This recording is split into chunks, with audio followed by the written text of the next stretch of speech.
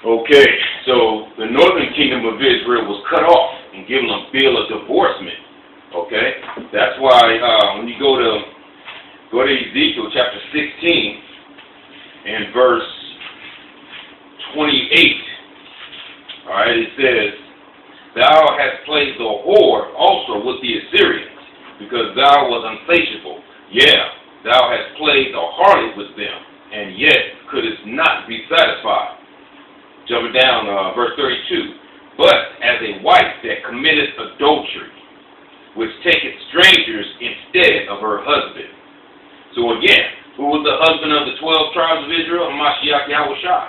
All right? But the northern kingdom was given a bill of divorcement, so that Mashiach Yahushai was no longer their husband. That's why when going back to John the 4th chapter, verse 16, Yahushai says, "Go call thy husband and come hither." All right. So what was he telling her? But you have to me for everlasting life. Go get it from your husband. Go get it from these nations that you started worshiping. That's why he's saying, "Go call thy husband." It wasn't talking about a physical husband. All right. Read it on down. Verse 17. "The woman answered and said, I have no husband. Yahushua said unto her, Thou hast well said, I have no husband, for thou hast had 5 husbands." Okay, now, before we get into the 5 husbands part, now, what is this? What is he letting us know in this scripture? Verse 17, when he says, "Thou hast well said, I have no husband." He's saying, he's letting us know that he's paying attention to what she's saying. He's paying attention to whether or not she's going to lie to him or not. All right? So now, that just goes to show you, she's not just telling them any old thing and he's any old lie and he has nothing to say about it.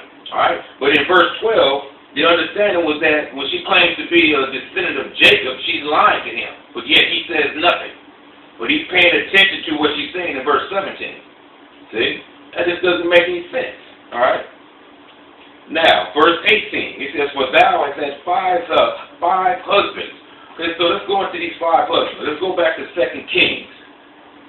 Let's go back to 2 Kings chapter 17 and verse 24. It's right here. 2 Kings 17 and 24. "And the king of Assyria brought men from Babylon." That's 1 husband. "And from Cutha," that's 2 husbands. "And from Abba," that's 3 husbands. "And from Hamath," that's 4 husbands. "And from Sepharvaim," that's 5 husbands.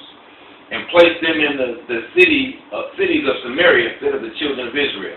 So that's the husband. Those are the gods of those nations that the 10 tribes began to worship. All right, it tells you flip over to verse 30.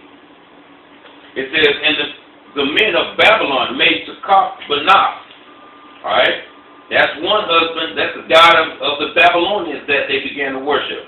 "And the men of Cuth," that's the 2nd husband, "made Nergal, the god of Nergal." All right, "And the men of Hamath made Ashima." That's 3. That's 3 idols. Verse 31. "And the Abites made Nishaz and Tartak." So the Abites made 2 gods, but that's still the one nation or 1 husband. "And the Sepharvites burnt their children in fire to Adrimelech and Animelech, the gods of Sepharvaim." So again, that's that 1 nation, but they had 2 gods, 2 idols that the 10 tribes began to follow into idolatry. All right, they worshiped those gods. Okay, let me read on down. It says in verse 32 in 2 Kings 17. "So they feared the Most High," right? Meaning the Israelites, the 10 tribes, they kept the law of the Most High to a certain extent, "and made themselves of the lowest of them priests of the high places, which sacrificed for them in the houses of the high places." So they just got any old Levite and made him a priest. See? They made the lowest of the Levites priests. And what they did was they started worshiping these gods that these nations put in the high places that the Samaritans, which were the 10 tribes, made. Okay? Verse 33. "They feared the Most High and served their own gods after the manner of the nations whom they carried away from thence." In other words, whom the Syrians carried away from them and placed them in the cities of Samaria. All right. So that's why he said you have had 5 husbands. You know, listen. I mean, the understanding was that she's a whore. Look at all these husbands she has. Well, the adultery. What is adultery? You know, when a man sleeps with another man's woman, or a woman sleeps with any other man. All right. But that's a law for who? Is that a law for the Ethiopians? That pertains to the 12 tribes of Israel. So how are you gonna say that another nation is breaking the law, statutes, and commandments of the Most High when they never had them? All right. She was a whore. How was she a whore? I mean, what else could she be but a whore? They didn't have the laws. Ethiopians didn't have the laws of the Most High. So why are we labeling her as a whore? She's lying to Yahweh Shai. You know what I'm saying? And she's a whore when the law of adultery only pertains to the 12 tribes of Israel. All right, let's read on down. We back in St. John 4 and verse 19. Okay? The woman says unto him, Sir, I perceive that thou art a prophet. Verse 20. Our fathers worship in this mountain, yet ye say that in Jerusalem is the place where men ought to worship. Now, first of all, Yahushua never told her that in Jerusalem is the place where men ought to worship in this conversation. All right. But when she says that ye say, she's talking about the Jews of the southern kingdom say that in Jerusalem is the place where men ought to worship, because that's according to the law. When you read Deuteronomy 16 and verse 16, all right, she's referring to the southern kingdom says you're supposed to come to Jerusalem. All right, because Yahushua in this conversation never said anything to her about you're supposed to come to Jerusalem.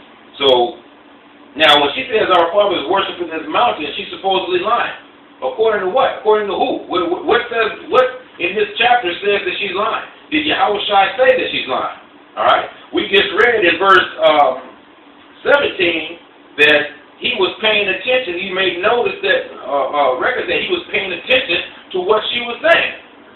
All right? That's why he said, thou hast well said. Yeah, thou hast well said. I have no husband.